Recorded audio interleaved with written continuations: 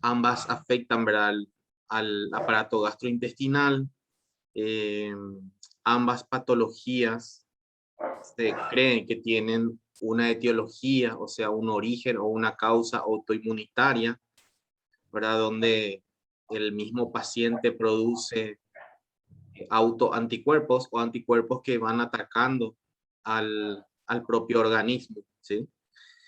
Ambas patologías presentan un cuadro clínico similar, donde tienen periodos en el cual la enfermedad está activa y presenta los síntomas y los signos, y periodos de remisión. Los periodos de remisión son periodos de tiempo, ¿verdad?, donde el paciente no presenta sintomatologías. Entonces presentan periodos de enfermedad activa y periodos de remisión, ¿sí? En este caso, la enfermedad de Crohn es una patología inflamatoria intestinal granulomatosa.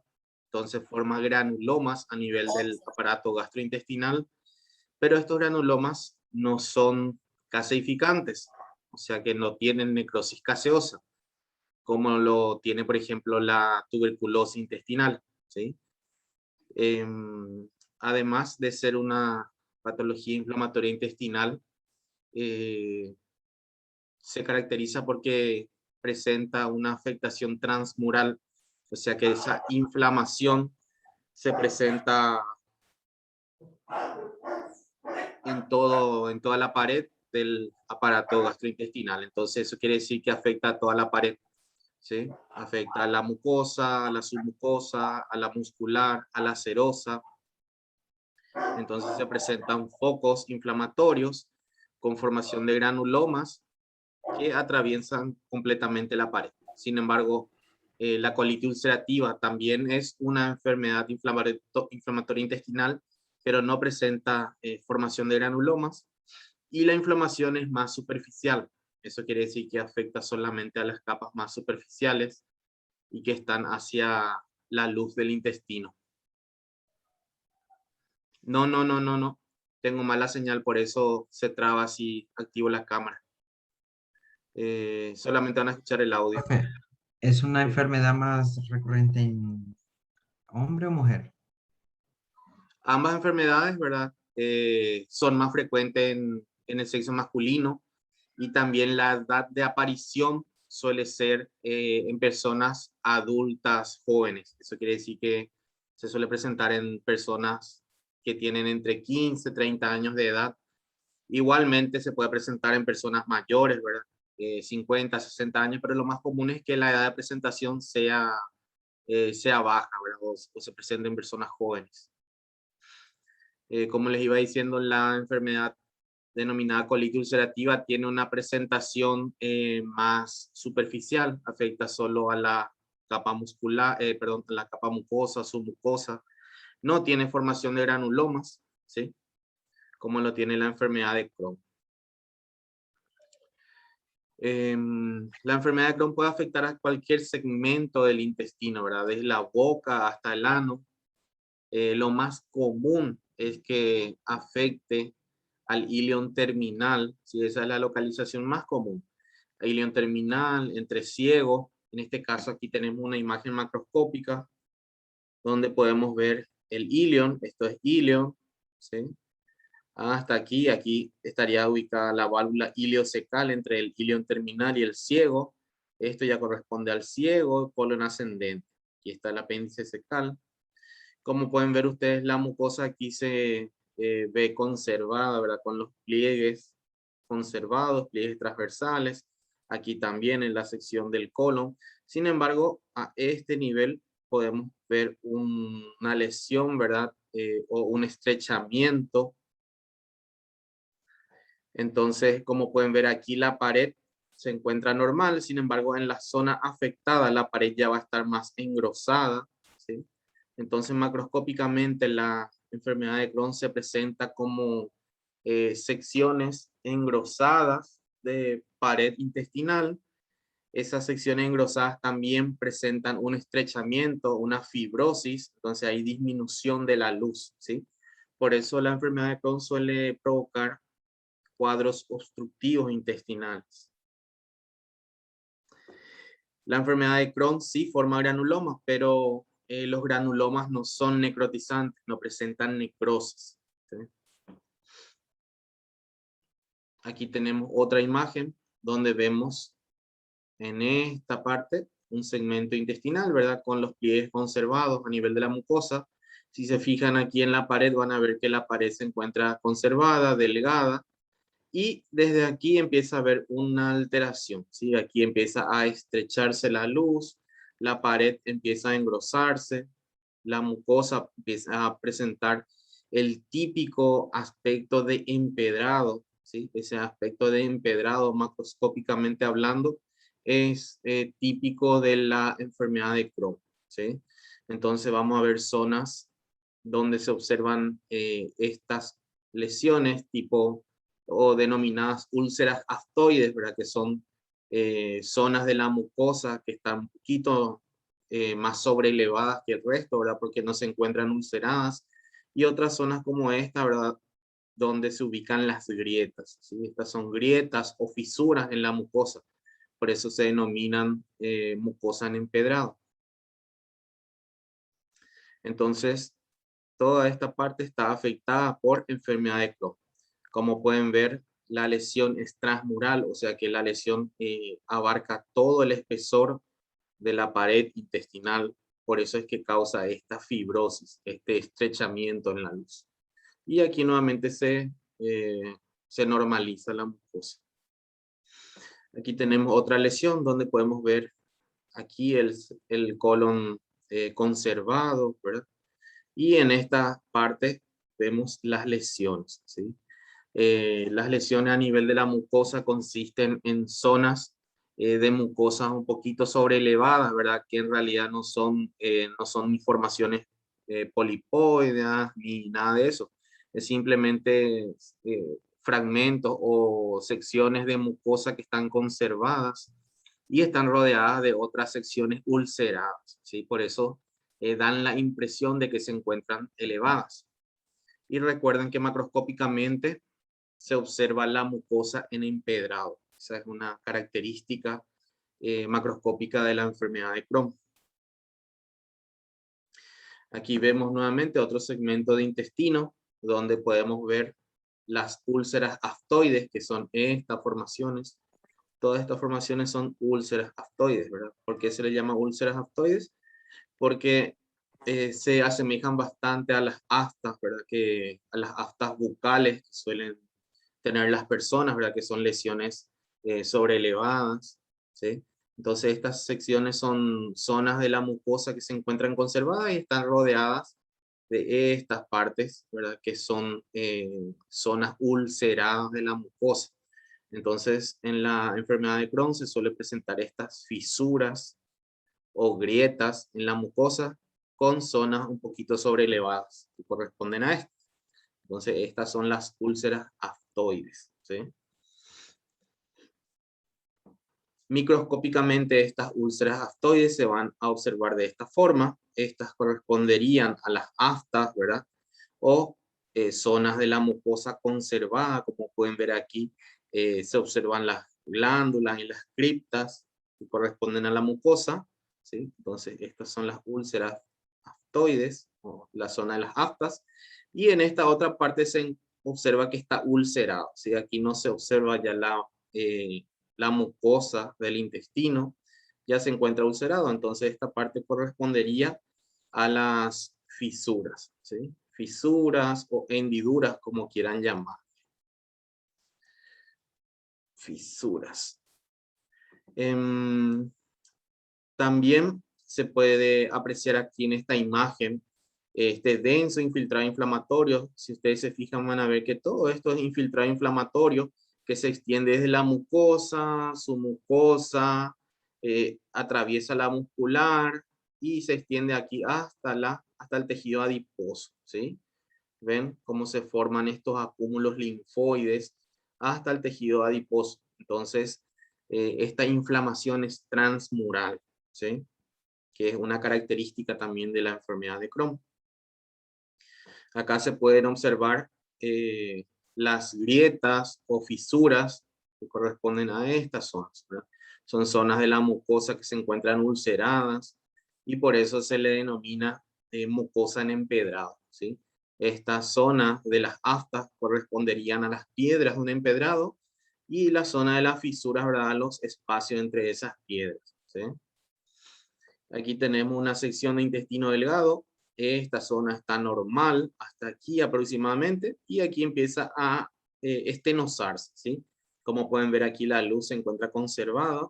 Sin embargo, en esta zona ya la luz empieza a estrecharse, ¿sí? Empieza la fibrosis, empieza a disminuir la luz intestinal, ¿sí? Si se fijan van a ver que aquí los pliegues se encuentran conservados, los pliegues transversales están conservados. Sin embargo, aquí la mucosa ya tiene el típico aspecto de empedrado, ¿sí? Este es el aspecto microscópico, ¿verdad? Donde podemos ver los granulomas. Vemos las células gigantes. Aquí se observan las células epitelioides que se encuentran en esta zona, que van a formar esas células gigantes.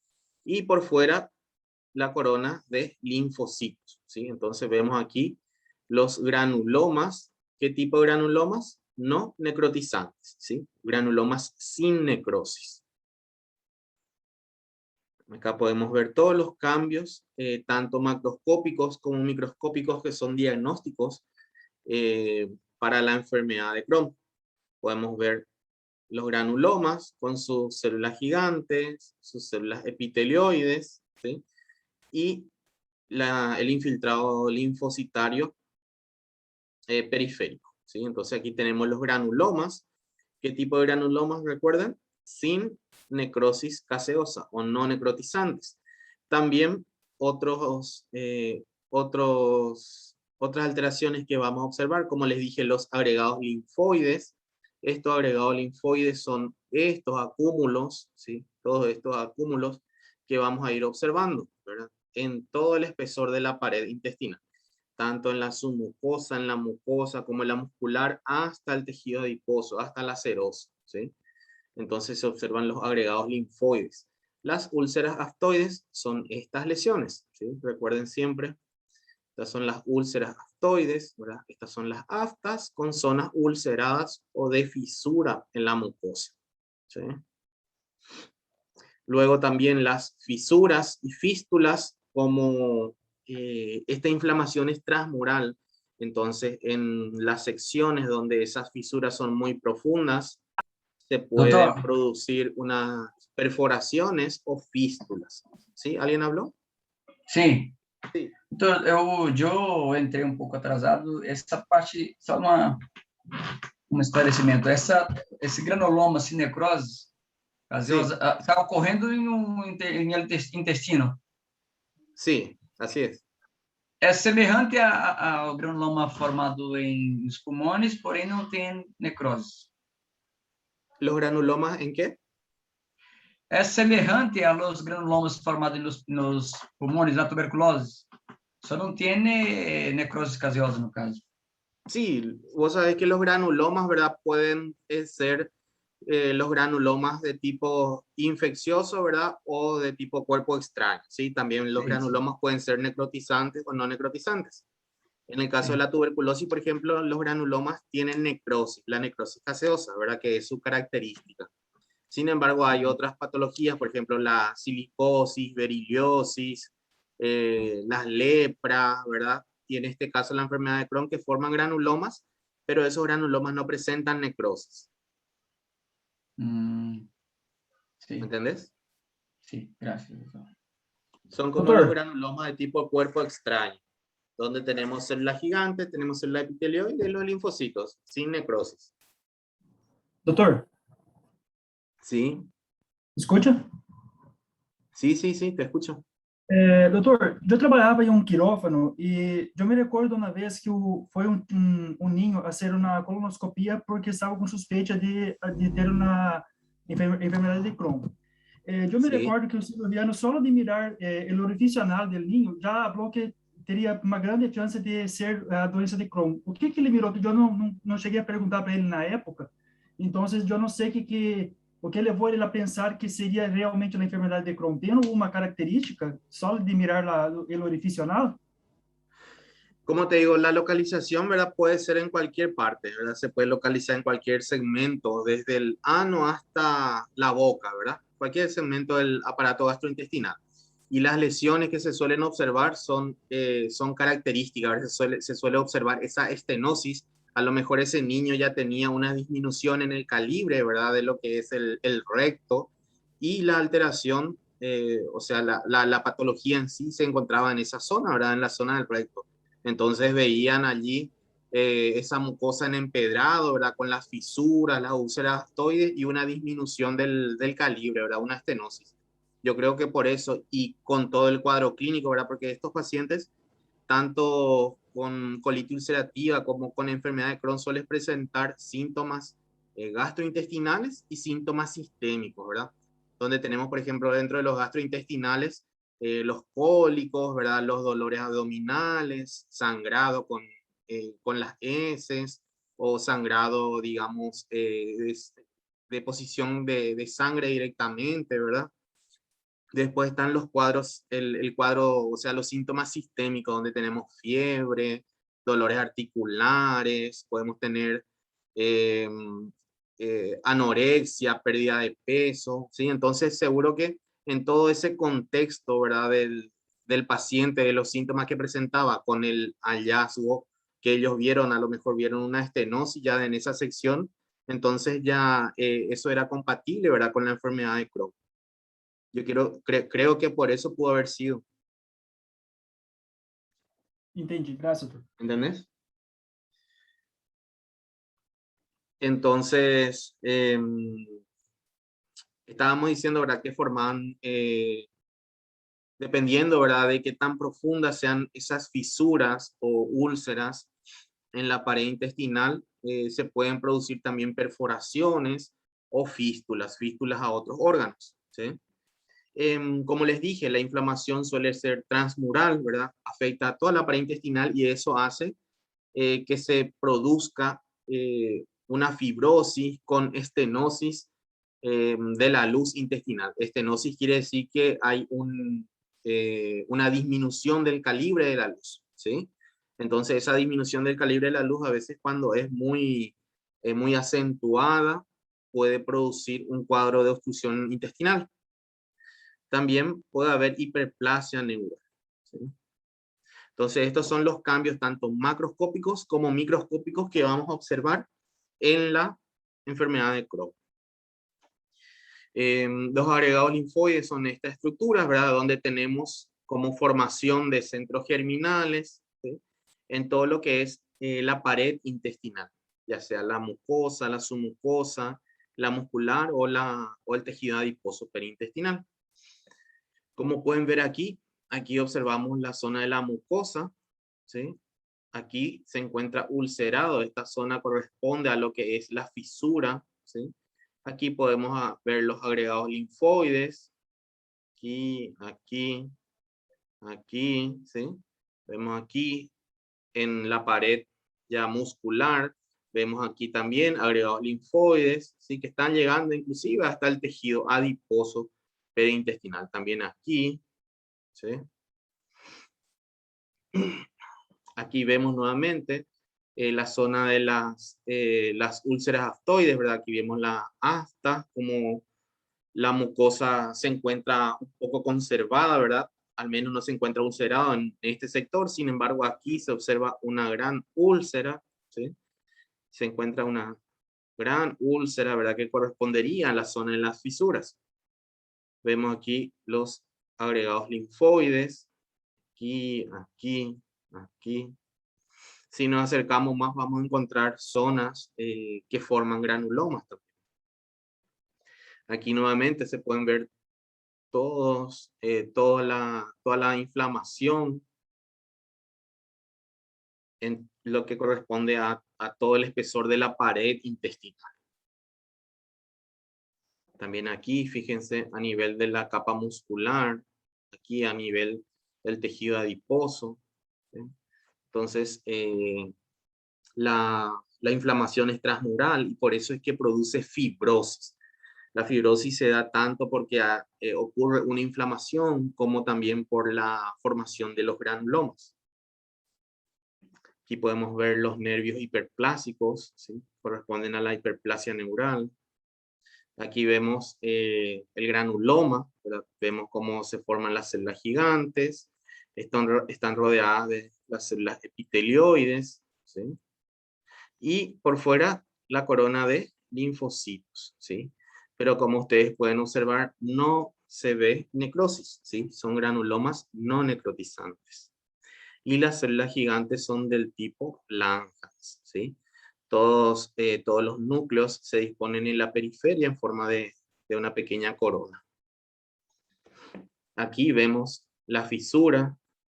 Estas fisuras son profundas, a veces producen fístulas, ¿sí? Fístulas son comunicaciones entre un órgano y otro. Entonces, en síntesis, ¿verdad? En lo que respecta a la enfermedad de Crohn, ¿verdad? Es una enfermedad inflamatoria intestinal, es transmural, ¿verdad? Eso quiere decir que afecta todo el espesor de la pared intestinal, produce lesiones, ¿verdad? Con formación de granulomas. Estos granulomas no tienen necrosis, entonces son granulomas no necrotizantes. Se pueden localizar en cualquier segmento del aparato gastrointestinal, desde la boca hasta el ano, ¿sí? Lo más común es que se localice a nivel del íleon terminal, ¿sí? Producen las úlceras aftoides, ¿verdad? La mucosa en empedrado con pequeñas aftas a nivel de la mucosa y fisuras, ¿sí? Fisuras en toda la mucosa. Esas fisuras pueden ser profundas, pueden producir una perforación intestinal o pueden producir fístulas, ¿sí?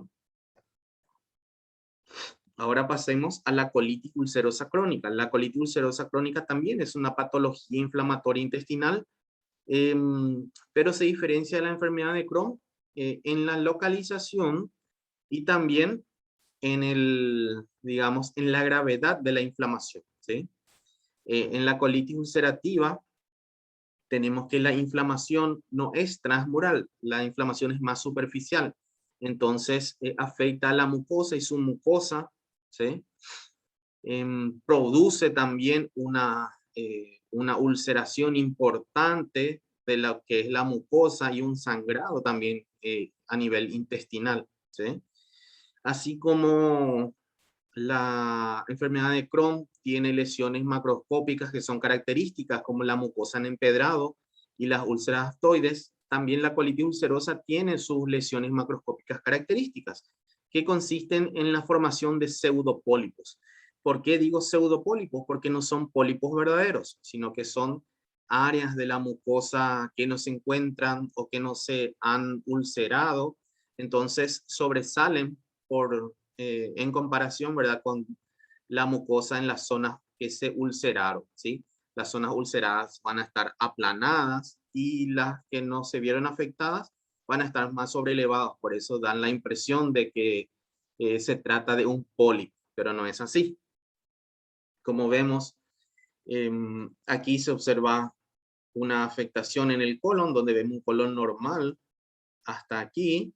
Sin embargo, aquí ya el colon presenta zonas ulceradas con una marcada hemorragia, ¿sí? Vemos que tiene una coloración parduzca, roja oscura, ¿verdad? Que corresponden a zonas hemorrágicas.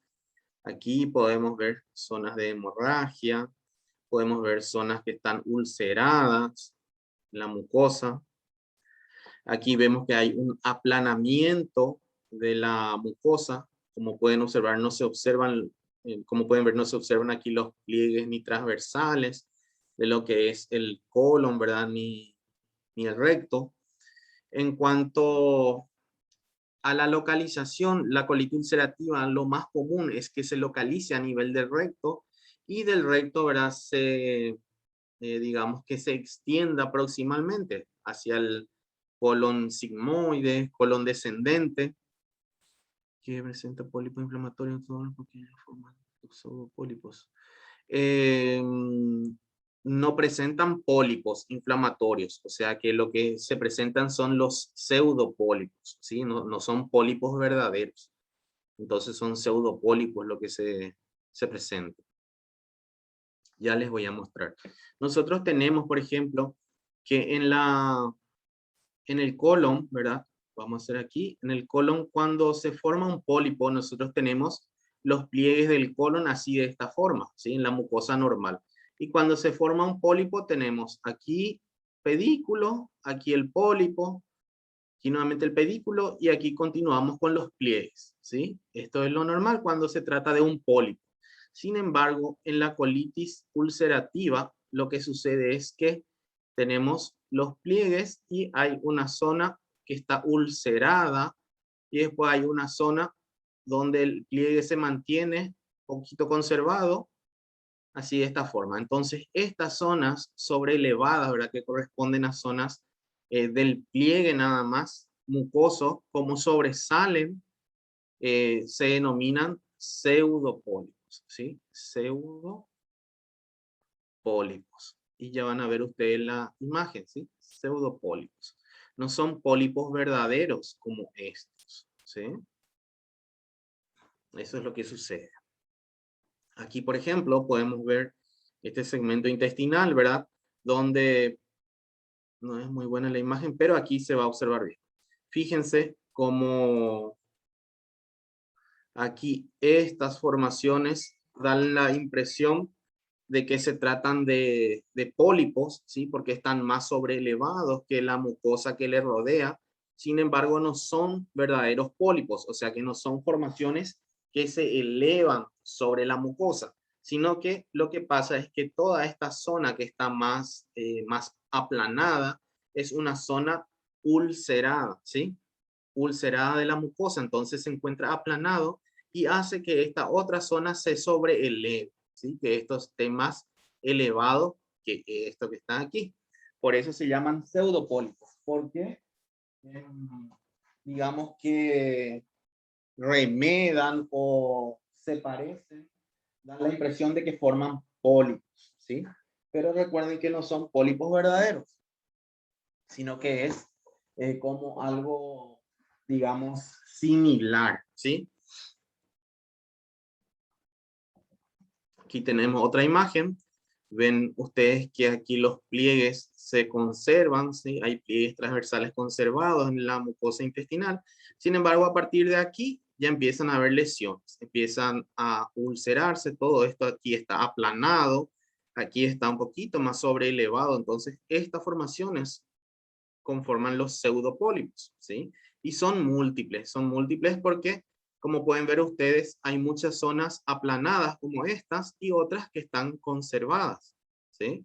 Entonces da la impresión de que son muchos pólipos, ¿sí? No son uno ni dos, son varias formaciones, ¿sí? Entonces eso constituyen los pseudopólipos. Fíjense aquí en esta imagen, como tenemos la mucosa aquí aplanada, ulcerada, y en esta zona tenemos sectores, ¿verdad?, donde se encuentran más sobrelevados. Estas zonas solo corresponden a mucosa normal que no se han aplanado o no se han ulcerado, ¿sí? Entonces, estos son los pseudopólipos. ¿Entienden? No son pólipos verdaderos. Son solo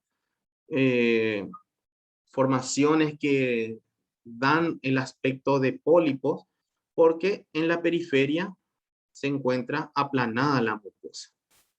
Aquí, por ejemplo. Microscópicamente, entonces, todos estos pseudopólipos se van a observar de esta forma. Esto corresponde a lo que es la mucosa normal, ¿verdad? Que no se ha ulcerado.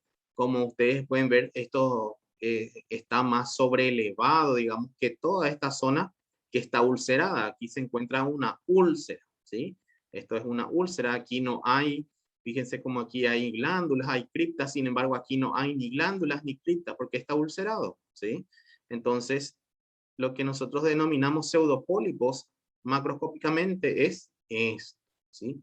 Esta zona de la mucosa que está más elevada que las zonas ulceradas, ¿entienden?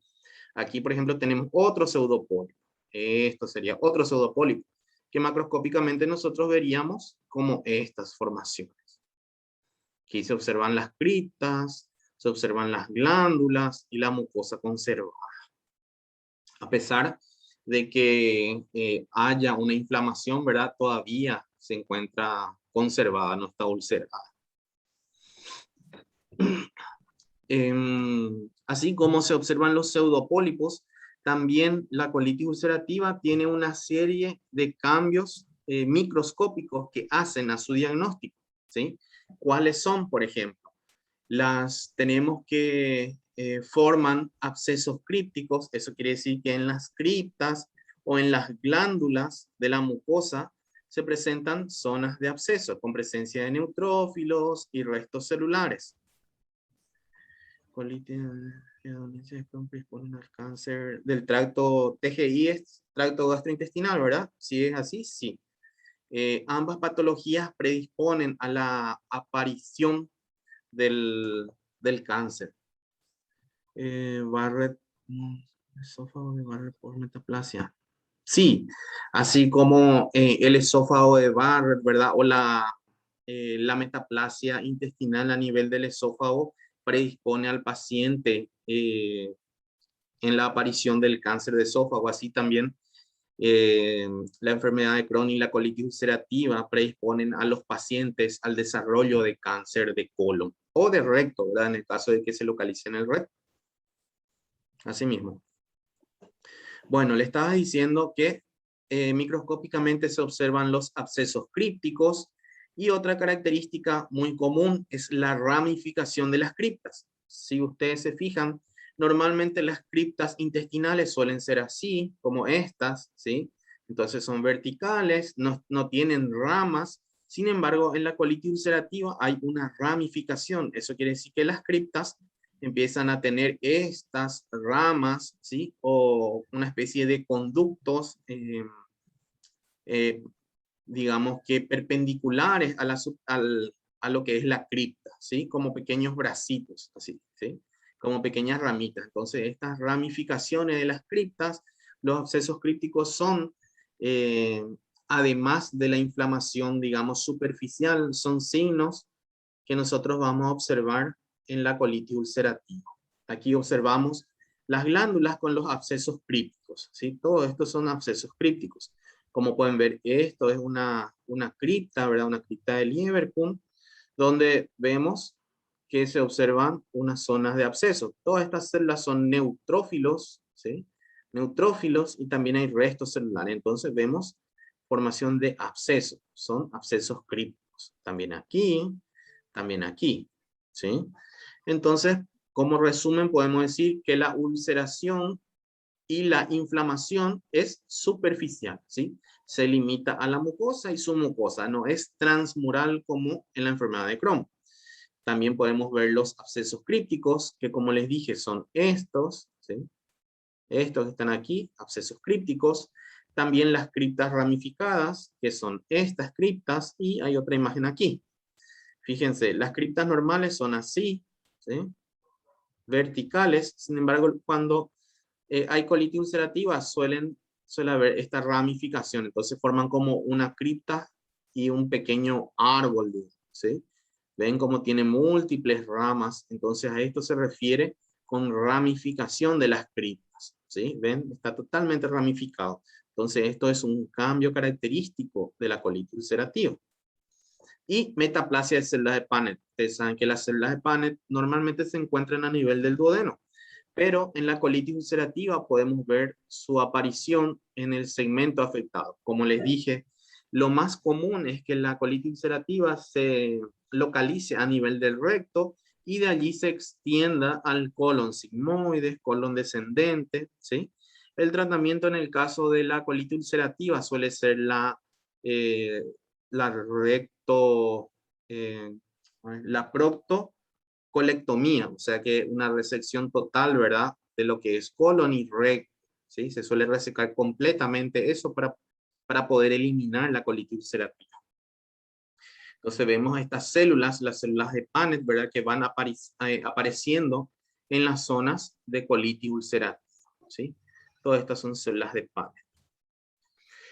Y también una imagen que vamos a ver muy comúnmente cuando se observan los abscesos crípticos, es que las glándulas normales, ¿verdad?, que deberían de observarse de esta forma, pequeñas, con la luz disminuida de calibre, ¿verdad?, glándulas un poquito aplastadas, gracias a los abscesos crípticos que se encuentran en su luz, van a verse agrandadas, ¿sí? Entonces las glándulas van a estar agrandadas y hasta redondeadas, ¿sí? Entonces van a adquirir esa forma de globo, ¿sí? Entonces vamos a tener glándulas con forma de globo gracias a los abscesos crípticos, ¿sí? Aquí pueden ver, todos estos son focos de abscesos crípticos y las glándulas tienen este aspecto de globo, ¿sí? Están redondeadas. Y si se fijan, todas estas glándulas que tienen los abscesos crípticos tienen una disminución en la cantidad de células caliciformes. Fíjense, estas glándulas normales aquí tienen muchas células caliciformes, sin embargo, las glándulas donde hay abscesos crípticos tienen este aspecto de globo y hay una disminución de las células caliciformes, ¿sí? Aquí un poquito más cerca vemos una glándula normal, prácticamente normal, y vemos una glándula con absceso críptico. Es más grande, más dilatada, y en la luz se observa un foco de absceso, ¿sí? Aquí, aquí, aquí. ¿Ok? ¿Tienen alguna consulta, chicos? Básicamente entienden cuál es la diferencia entre enfermedad de Crohn y colitis ulcerativa. Primero se diferencian en la localización, ¿verdad? La localización de la enfermedad de Crohn es más amplia, pero se suele localizar más comúnmente en el ilion terminal. En la colitis ulcerativa lo más común es que se localice en el recto, ¿sí? Y de allí se extienda proximalmente. La otra gran diferencia es que la enfermedad de Crohn presenta una inflamación transmural, o sea que afecta toda la pared intestinal, y la colitis ulcerativa presenta una inflamación superficial, ¿sí? Mucosa son mucosa. Después, ¿qué van a causar las dos enfermedades? Las dos enfermedades básicamente van a producir sangrado, ¿sí? Como hay una ulceración de la mucosa, pueden producir sangrado, que es lo más común. Sangrado, dolor abdominal, cólico intestinal, también van a producir con todo eso, ¿verdad? Una alteración en la absorción, ¿verdad? De todos los alimentos. Entonces, el paciente va a empezar a tener anorexia, va a empezar a tener pérdida de peso. Además, como se trata, se cree que son de etiología autoinmune, entonces van a presentar síntomas también sistémicos, ¿verdad? Como fiebre, decaimiento, dolores articulares, ¿sí? Entonces, básicamente eso. Y el sangrado, ¿verdad? Lo que más comúnmente presentan es dolor abdominal y sangrado. Ese sangrado puede ser un sangrado en pequeña cantidad, ¿verdad? Que se ve en las heces o en la materia fecal, o pueden ser sangrados como en el caso de la colitis ulcerativa, ¿verdad? Donde tenemos que la zona más afectada suele ser el recto, entonces tenemos un sangrado, digamos, bien evidente, o sea, pérdida de sangre por el ano, ¿sí? También hay un factor genético predisponente. Eso quiere decir que las personas que tengan antecedentes familiares de enfermedad de Crohn o de colitis ulcerativa van a tener mayor predisposición a sufrir también estas o a padecer estas patologías. ¿Sí? ¿Alguna otra consulta?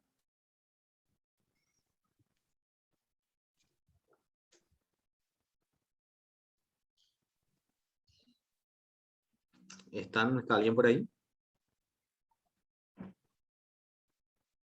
Sí, profe. Muy buena la Okay. clase. ¿Alguna otra consulta, chicos? Lo que básicamente ustedes tienen que saber de estas dos patologías, ¿verdad? Es la localización, son las complicaciones, ¿verdad? Las diferencias tanto macroscópicas como microscópicas. Macroscópicamente la enfermedad de Crohn presenta, como les dije, la inflamación transmural, entonces presenta mucosa en empedrado y afectación de toda la pared, ¿verdad? Con la consecuente fibrosis, disminución de la luz y con el tiempo puede ocasionar cuadros de obstrucción intestinal. Microscópicamente presenta inflamación transmural, ¿verdad? Presenta los granulomas, que son no necrotizantes. Después tenemos la colitis ulcerativa. Macroscópicamente, ¿qué presenta la colitis ulcerativa? Presenta una ulceración más superficial, ¿verdad? Una inflamación superficial. Presenta los pseudopólipos, ¿sí? Microscópicamente se van a observar criptas ramificadas, abscesos crípticos y un infiltrado inflamatorio más superficial que se limita a la mucosa y su mucosa, ¿sí? Doutor, Eso es básicamente lo que ustedes deben manejar. a retrocolite Sí, não causa abscesso. ¿cómo? Só o Crohn. Retrocolite não vai causar abscesso, só a Abscesos. doença de Crohn. Esto. Cualquiera de los abscesos, que abscesos críticos o abscesos, ¿a eso te referís? Los abscesos críticos se observan en la colitis ulcerativa. Ok. Los abscesos críticos son característicos de la colitis ulcerativa, pero la formación de un absceso básicamente se puede observar en cualquiera de los dos, ¿sí? Cualquiera de los dos pueden formar abscesos. Las perforaciones y las fístulas suelen ser más comunes en la enfermedad de Crohn porque porque hay una, digamos, porque la inflamación es más profunda, entonces lo que es perforación y fístula se suele observar en la enfermedad de Crohn, ¿sí? En peso genético, sí, en ambas patologías hay digamos, hay factores genéticos predisponentes. Eso quiere decir que las personas que tengan antecedente familiar de enfermedad de Crohn o de colitis ulcerativa van a tener mayor riesgo, ¿sí? De padecer esas enfermedades también. Essas doenças, ambas têm uma remissão boa? Ou é uma doença que vai ter que tratar por toda a vida? Pueden tener, ambos son quirúrgicos, ¿sí? Si tenemos colitis ulcerativa y el diagnóstico se realiza a tiempo, ¿verdad? Antes de que presenten muchas complicaciones, entonces se hace lo que les dije, la proctocolectomía total, ¿verdad? Donde se saca el recto y se saca el colon completamente. Y se hace una ostomía entre el ilion y el ano, ¿sí? Entonces, esa persona, digamos que va a estar curada, ¿verdad? En lo que corresponde a la enfermedad de Crohn es un poquitito más complicado. ¿Por qué? Porque las lesiones suelen ser saltatorias. Entonces lo que se hace es resecar ese segmento afectado, ¿verdad? Y ver si por ahí en el tiempo aparece en otra zona. Si es que aparece en otra zona, ¿verdad? Entonces nuevamente, cuando vaya avanzando la enfermedad, se debe volver a operar esa zona, ¿sí? Y también les iba a decir que la enfermedad de Crohn y la colitis ulcerativa suele ser más comunes también en personas, por ejemplo, con linfoma o con un carcinoma en otro órgano, ¿sí? Esas personas suelen tener mayor predisposición a padecer de estas patologías inflamatorias intestinales. Gracias, doctor. Ok. ¿Alguna otra pregunta, chicos?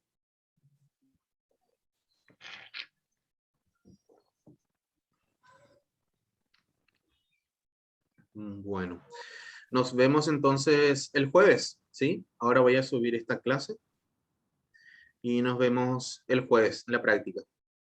¿Ok? Bueno, chao, chao, que tengan un buen día.